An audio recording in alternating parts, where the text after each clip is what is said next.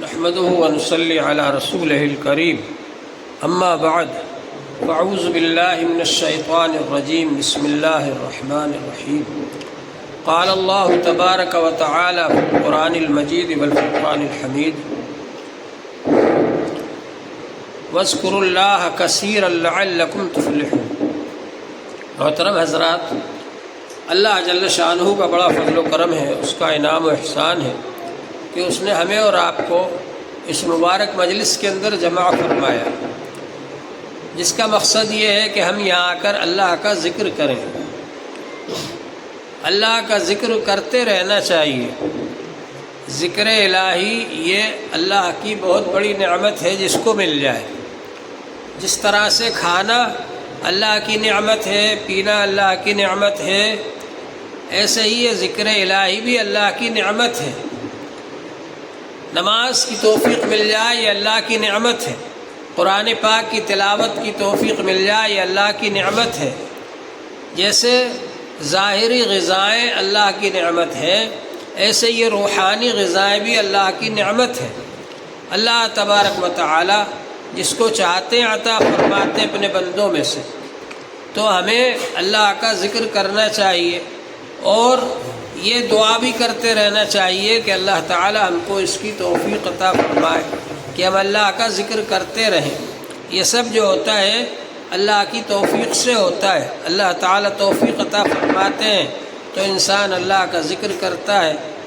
تو اللہ کے ذکر کے لیے یہاں پر ہم لوگ جمع ہو گئے، یہ اللہ تعالیٰ کا بہت بڑا احسان ہے، بہت بڑی نعمت ہے۔ اس کا ہم کو اللہ کا شکر ادا کرنا چاہیے۔ اللہ تبارک و تعالیٰ نے فرمایا ہے کہ رحمان کے بارے میں اس سے پوچھو جس کو اس کی خبر ہے۔ الرحمن فاسأل بہ خبیرا، جو اس کی خبر رکھنے والا ہے اس سے پوچھو رحمان کے بارے میں کہ رحمان کون ہے، کیا ہے۔ اللہ تبارک و تعالیٰ کی ہستی کیا ہے، اللہ تعالیٰ کون ہے، کتنی بڑی قدرت والے ہیں، کتنے بڑے رحم کرنے والے ہیں، کتنے زیادہ وسیع رحمت والے ہیں۔ اللہ تعالیٰ کی قدرت کتنی زیادہ وسیع ہے، اللہ تعالیٰ کا علم کتنا زیادہ وسیع ہے، اللہ تعالیٰ کی رحمت کتنی زیادہ وسیع ہے۔ یہ اس سے پوچھو جس کو معلوم ہے، جو خبر رکھتا ہے۔ تو اللہ تبارک و تعالیٰ نے ہم کو اس بات کی تعلیم دی کہ ہم ان لوگوں سے جڑیں جو کہ اللہ تعالیٰ کی خبر رکھتے ہیں، اللہ تعالیٰ کی معلومات رکھتے ہیں، اللہ تعالیٰ سے جڑے ہوئے ہیں۔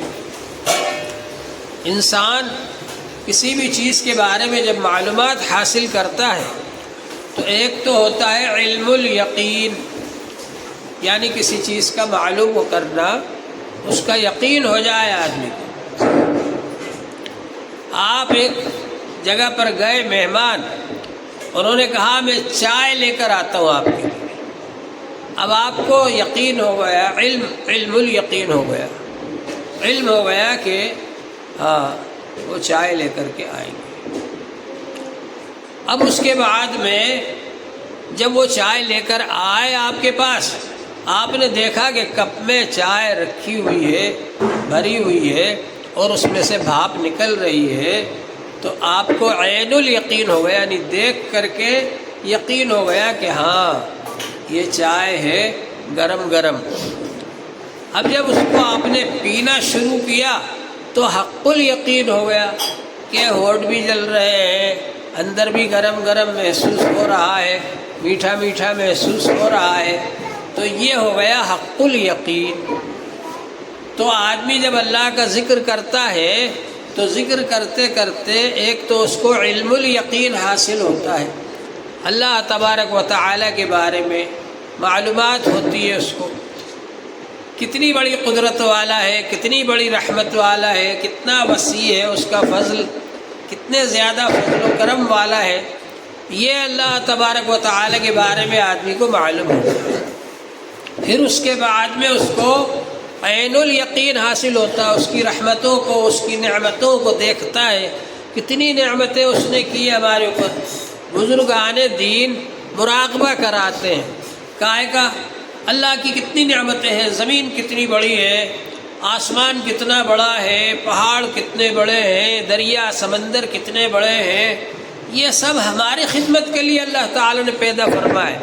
چاند کتنا بڑا ہے، سورج کتنا بڑا ہے، درخت کتنے لگے ہوئے ہیں، سبزیاں کتنی اگ رہی ہیں، غلہ کتنا پیدا ہو رہا ہے، یہ سب اللہ تعالیٰ نے نعمتیں ہمارے لیے پیدا فرمائی۔ تو انسان ان سب چیزوں کو دیکھتا ہے تو اس کو یقین حاصل ہوتا ہے اللہ تعالیٰ کی قدرت کا، اللہ تعالیٰ کی رحمت کا، اللہ تعالیٰ کے فضل کا، اللہ تعالیٰ نے یہ سب چیزیں ہم کو فری میں دے رکھی ہیں۔ انسان پانی لینا چاہے فری میں مل رہا ہے، سمندر میں سے، دریا میں سے، کنویں میں سے فری میں مل رہا ہے۔ انسان سانس لینا چاہے آکسیجن فری میں مل رہا ہے، ہوا فری میں مل رہی ہے انسان کو۔ اسی طرح سے انسان جو بھی چیز استعمال کرنا چاہتا ہے اللہ جل شانہ اس کے لیے انتظام فرما دیتے ہیں۔ یہ سب اللہ تعالیٰ نے انسان کے لیے تیار کیا ہے، اور انسان کا کام کیا ہے کہ وہ اللہ کا ذکر کرے، اللہ کی عبادت کرے، اللہ کی اطاعت کرے، خود بھی اللہ تبارک و تعالیٰ کو یاد رکھے اور دوسروں سے بھی کہے کہ وہ بھی اللہ تعالیٰ کو یاد رکھے۔ یہ ہے انسان کا کام کہ انسان اللہ تبارک و تعالیٰ سے جڑے اور اللہ تعالیٰ کو یاد رکھے، ذکر کرتا رہے، ذکر کرتا رہے گا تو اس کو پھر اللہ تبارک و تعالیٰ بہت زیادہ نوازیں گے۔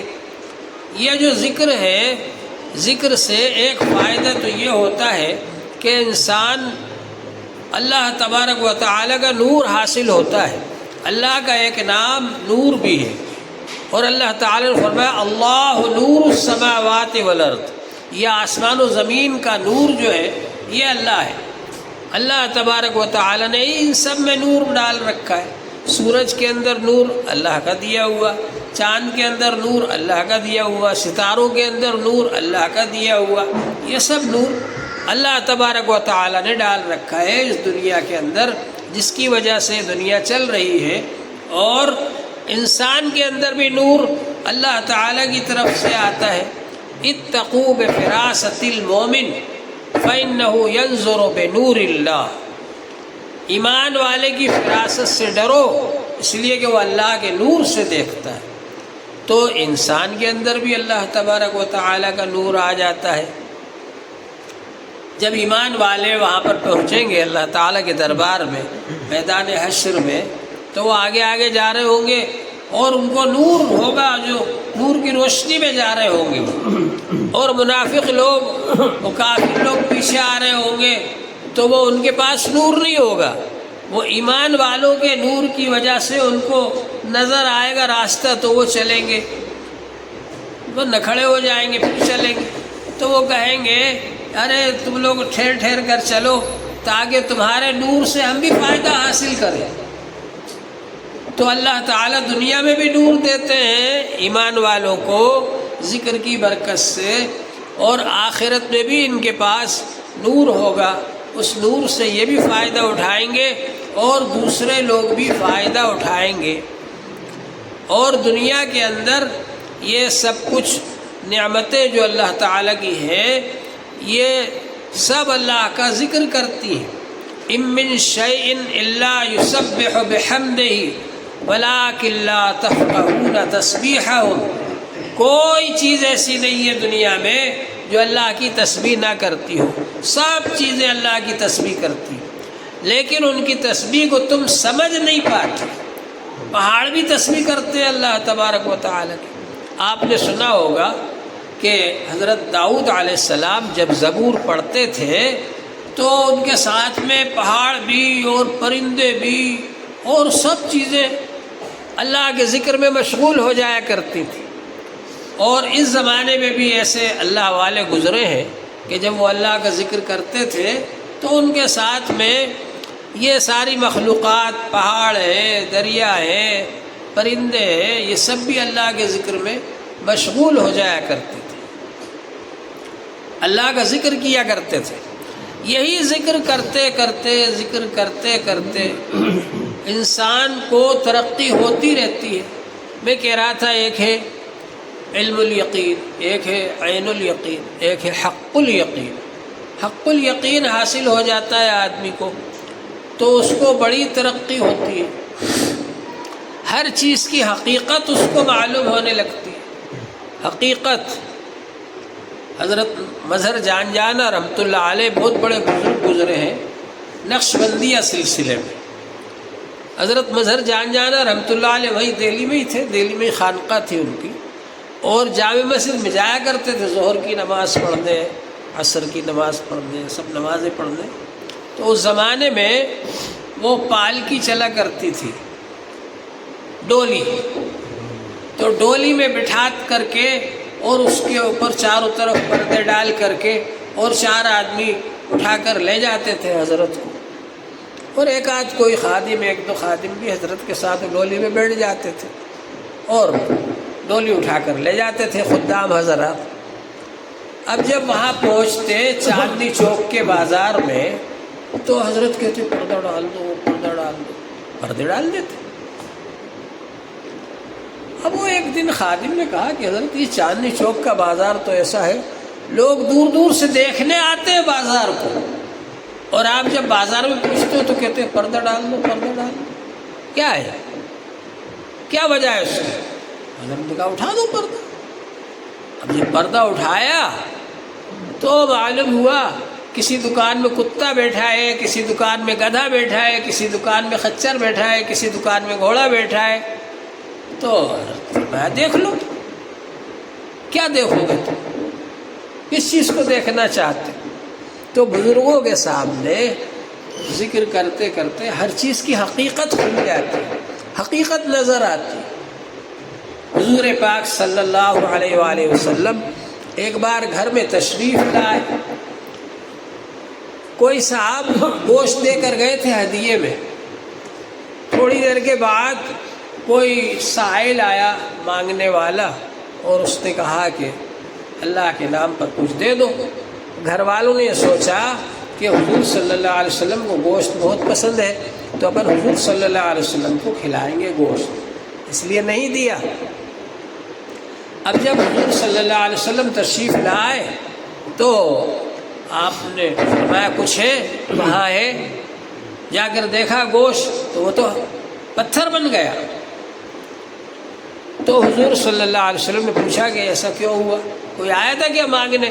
کہا کہ ہاں ایک سائل آیا تھا، ہم نے دیا نہیں، یہ سوچ کر کہ آپ کو پسند ہے آپ کو کھلائیں گے۔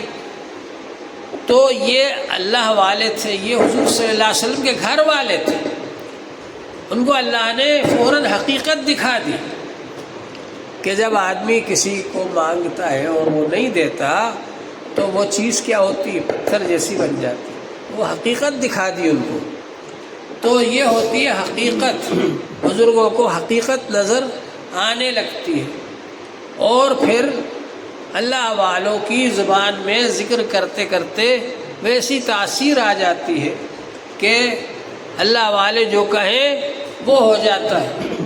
آپ نے سنا ہوگا کہ حضرت بابا فرید گنج شکر رحمۃ اللہ علیہ بہت بڑے بزرگ تھے، وہ بیٹھے ہوئے تھے، ایک جگہ سے لوگ جا رہے تھے، اس زمانے میں وہ گاڑیاں چلا کرتی تھیں، بیل کھینچتے تھے یا بودا کھینچتا تھا ان گاڑیوں کو، تو اس میں شکر کی بوریاں بھر کر لے جا رہے۔ تو حضرت نے پوچھا کہ اس میں کیا ہے جی؟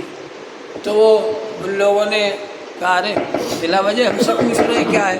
تو انہوں نے کہہ دیا نمک ہے۔ حضرت نے فرمایا نمک ہوگا۔ اب جب گئے وہاں جا کر دیکھا تو سب نمک، تو پریشان ہوئے، پھر حضرت کے پاس آئے اور آ کر کے کہا کہ حضرت وہ شکر تھی وہ نمک ہو گیا، آپ سے ہم نے جھوٹ بول دیا، کہہ دیا کہ نمک تھا، نمک ہے، تو آپ نے فرمایا کہ نمک ہوگا، تو وہ نمک ہو گیا، تو معافی چاہتے ہیں آپ سے، شکر تھی وہ۔ تو کہا حضرت نے کہا اچھا شکر تھی، شکر ہوگی، اب جا کر دیکھا تو وہ شکر ہو گئی۔ تو ذکر کرتے کرتے اللہ تعالیٰ زبان میں یہ تاثیر عطا فرماتا ہے، اور ذکر کرنے سے کیا فائدہ ہوتا ہے؟ ایک فائدہ یہ ہوتا ہے کہ کہ اللہ جل شانہ عزت عطا فرماتے ہیں، بغیر کسی خاندان کے، بغیر کسی ذریعے کے انسان کو عزت ملتی ہے، عزت عطا فرماتے ہیں ذکر کی برکت سے۔ دوسرا فائدہ یہ ہوتا ہے کہ ذکر کی برکت سے اللہ تبارک و تعالی علم عطا فرماتا ہے۔ ایک تو یہ علم ہوتا ہے جو کتابوں سے ملتا ہے، کتابوں کے ذریعے جو علم ملتا ہے یہ ایک الگ علم ہوتا ہے، یہ الفاظ اور نقوش کا علم ہوتا ہے۔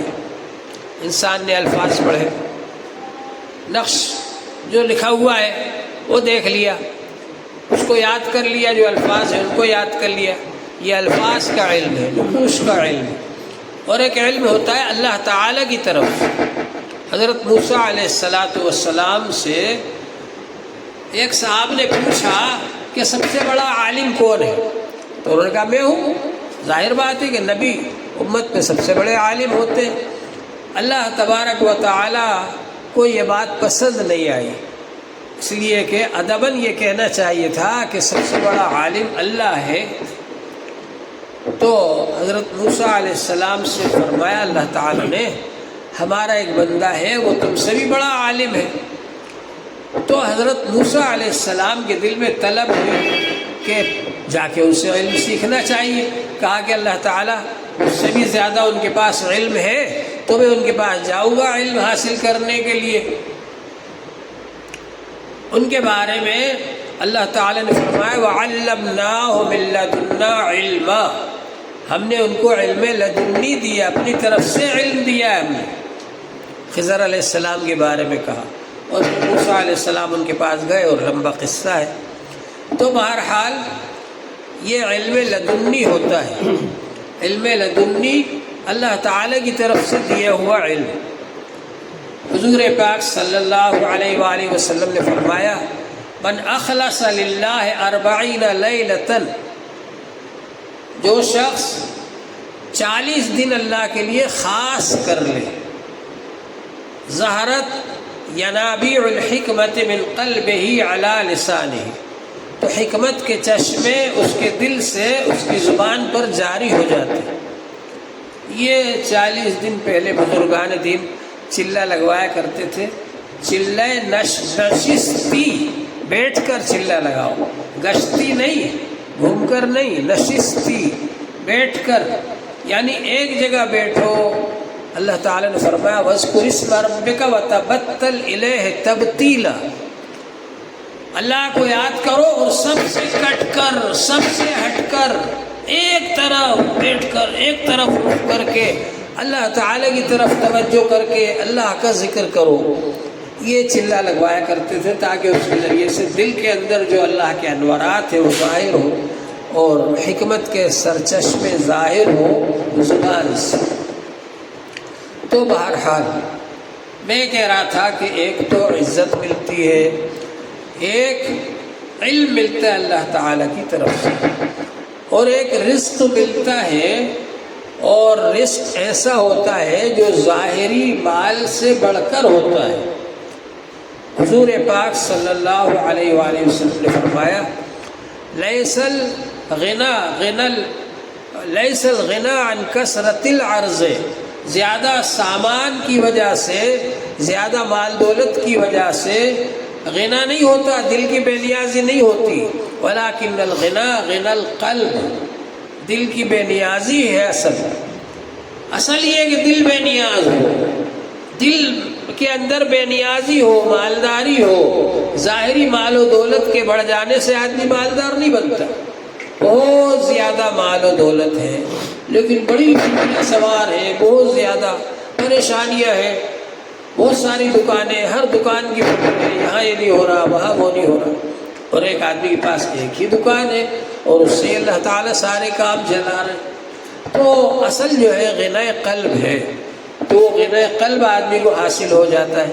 بہت سے اللہ والوں کو آپ نے دیکھا ہوگا کہ ظاہری طور پر ان کے پاس کچھ نہیں لیکن ان کا دل بے نیاز ہے اور اللہ تبارک و تعالیٰ ان کو نوازتے ہیں۔ حضرت نظام الدین اولیاء رحمۃ اللہ علیہ اس زمانے کے جو بادشاہ لوگ ہوتے تھے وہ سوچتے تھے ان کے پاس اتنا مال اتنی دولت کہاں سے آ گئی۔ حضرت کے ہاں جو مہمان آتے تھے اتنی کثیر تعداد میں آتے تھے، اتنی کثیر تعداد میں، اور سب کے کھانے پینے کا انتظام حضرت کی طرف سے ہوتا تھا۔ بعض لوگ کہتے ہیں کہ اونٹوں پر رکھوا کر جو پیاز کے چھلکے جو کھانا پکتا تھا اس کے لیے جو پیاز استعمال ہوتی تھی، پیاز کے چھلکے بہت سارے اونٹوں کے اوپر رکھوا کر دہلی سے باہر پھینکے جاتے تھے۔ کھانا کتنا بنتا ہوگا، یہ سب اللہ تعالیٰ کی مہربانی تھی۔ تو اولیاء اللہ کے لیے اللہ تبارک و تعالیٰ ایسا رزق عطا فرماتے ہیں۔ تو یہ تیسری چیز ہے۔ اور چوتھی چیز یہ ہے کہ اللہ جل شانہ کی خصوصی نوازش ہو جاتی ہے ان کے اوپر۔ پھر جب آپ اللہ تبارک و تعالیٰ کے یہاں جائیں گے جنت میں، تو وہاں بھی الگ الگ درجے کے لوگ ہوں گے۔ ایک تو وہ لوگ ہوں گے جن کو جنت کے خادم جو ہے وہ شربت پلائیں گے۔ جنت میں جو خادم ہے اللہ تعالیٰ نے مقرر کر رکھے ہیں، وہ خادم ان کو شربت پلائیں گے۔ اور ایک وہ لوگ ہوں گے جو کہ فرشتے ان کو شربت پلائیں گے۔ اور ایک وہ لوگ ہوں گے جن کو جنت کے جو داروغہ ہے رضوان صاحب وہ شربت پلائیں گے۔ اور ایک وہ لوگ ہوں گے جن کو اللہ تبارک و تعالی خود شربت پلائیں گے۔ وَسَقَاهُمْ رَبُّهُمْ شَرَابًا طَهُورًا۔ یہ شراب کے معنی شربت کے آتے ہیں عربی میں۔ عربی میں شرابن کہتے ہیں، تو وہ اردو والی شراب مراد نہیں ہوتی، اس سے عربی میں اس کو خمر کہتے ہیں۔ عربی میں جب شرابن کا لفظ بولا جائے گا تو اس کے معنی شربت کے ہوں گے۔ وَسَقَاهُمْ رَبُّهُمْ شَرَابًا طَهُورًا، ان کا رب ان کو پلائے گا پاک شربت۔ تو اللہ تبارک و تعالیٰ پلائیں گے۔ ایسا آدمی جو ہمیشہ روزے رکھتا تھا، یعنی رمضان میں تو فرض ہے ہی روزے، رمضان کے علاوہ بھی روزے رکھتا تھا، وہ 5 دن چھوڑ کر جس میں روزے رکھنا منع ہے۔ عید کے 2 دن اور عید الاضحیٰ کے بعد 3 دن اور، یہ 5 دن روزے رکھنا منع ہے۔ سال بھر بھی اگر کوئی روزے رکھتا ہے وہ بھی ان 5 دنوں میں روزے نہیں رکھے گا۔ اس کے علاوہ وہ آدمی روزانہ روزے رکھتا تھا تو اللہ تعالیٰ اس کو خود اپنے ہاتھ سے کھلائیں گے پلائیں گے جنت کے اندر۔ تو یہ کئی قسم کے لوگ ہوں گے وہاں پر۔ تو ذکر اتنا کریں اتنا کریں اتنا کریں اتنا کریں کہ اب اللہ کے خاص بندوں میں شمار ہو جائے۔ بزرگوں نے فرمایا ہے کہ انسان ذکر کرتے کرتے ادھر آ جائیے، ادھر وہ راستہ چھوڑنا ہے۔ انسان ذکر کرتے کرتے اس مقام پر پہنچ جاتا ہے کہ پھر اس کے سارے اعضاء اور جوارح ذکر کرنے لگتے ہیں۔ اس ذکر کو کہا جاتا ہے سلطان الاذکار، ذکروں کا بادشاہ۔ یہ شروع میں 12 تصویر بتاتے ہیں، پھر اور پاس الفاظ بتاتے ہیں، پھر اور ذکر قلبی بتاتے ہیں۔ اسے آہستہ آہستہ آدمی ترقی کرتا رہتا ہے۔ پھر ایک درجہ وہ بھی آتا ہے کہ انسان سلطان الاذکار کرنے لگتا ہے۔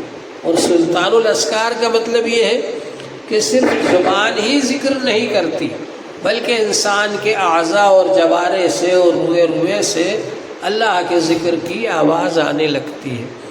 اور پھر اس کے ساتھ میں جتنی چیزیں ہیں، دیواریں ہیں، وہ بھی اللہ کا ذکر کرنے لگتی ہیں۔ در و دیوار سے بھی اللہ کے ذکر کی آواز آنے لگتی ہے۔ اگر جنگل میں بیٹھا ہے تو پہاڑوں سے بھی اللہ کے ذکر کی آواز آنے لگتی ہے۔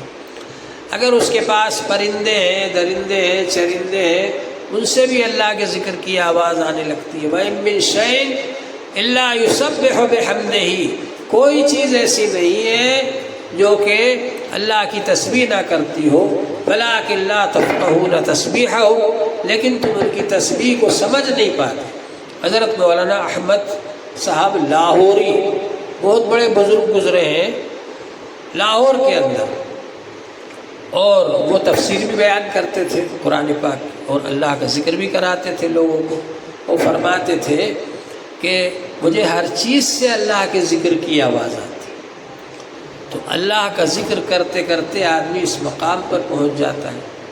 بزرگوں نے فرمایا ہے کہ حضرت مولانا احمد لاہوری صاحب رحمۃ اللہ علیہ کا انتقال ہو گیا تو ان کی قبر میں سے بھی خوشبو آتی تھی، قبر میں سے بھی خوشبو آیا کرتی تھی۔ یہ حال تھا، قبر کی مٹی میں سے خوشبو آتی تھی۔ تو انسان اگر اپنے آپ کو ذکر کرتے کرتے پاک کر لے تو اس کا یہ حال ہو جاتا ہے کہ خوشبو آنے لگتی ہے۔ آپ نے سنا ہوگا امام عاصم رحمۃ اللہ علیہ بہت بڑے بزرگ ہیں جن کی قرأت پر ہم لوگ قرآن پاک پڑھتے ہیں۔ 7 قرأتیں ہیں، اس میں ہم لوگ امام عاصم کی قرأت پر قرآن پاک پڑھتے ہیں۔ امام عاصم رحمۃ اللہ علیہ کے منہ سے بہت خوشبو آتی تھی۔ تو ان کے خادم نے پوچھا کہ حضرت آپ کے منہ سے بہت خوشبو آتی ہے، اس کی کیا وجہ ہے؟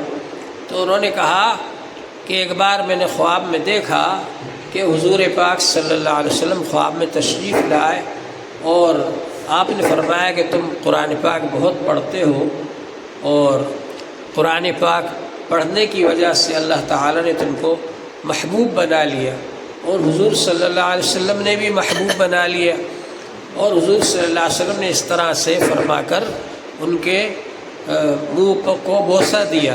تو کہا کہ جب سے حضور صلی اللہ علیہ وسلم نے میرے منہ کو بوسہ دیا اس کے بعد سے میرے منہ میں بہت زیادہ خوشبو آنے لگی۔ تو اللہ تبارک و تعالی یہ مقام عطا فرما دیتے ہیں قرآن پاک کی تلاوت کی برکت سے، ذکر کی برکت سے۔ جتنا زیادہ ہو سکے ذکر کرتے رہنا چاہیے۔ جتنا زیادہ اللہ تعالیٰ کا ذکر کریں گے اتنا ہی زیادہ اللہ تبارک و تعالیٰ کی رضا حاصل ہوگی، اللہ تعالیٰ کی محبت حاصل ہوگی، اللہ تعالیٰ کا قرب حاصل ہوگا، اللہ تعالیٰ سے تعلق بڑھے گا، اور جتنا زیادہ اللہ تعالیٰ سے تعلق بڑھے گا اتنا ہی ہمارے لیے دنیا کے اندر فائدے ہوں گے، آسانیاں ہوں گی، کامیابیاں ہوں گی۔ دنیا کی زندگی میں بھی کامیابی ہوگی اور آخرت کی زندگی میں بھی کامیابی ہوگی۔ اللہ جل شانہ ہم سب کو اس کی توفیق عطا فرمائے۔ وآخر دعوانا ان الحمد للہ رب العالمین۔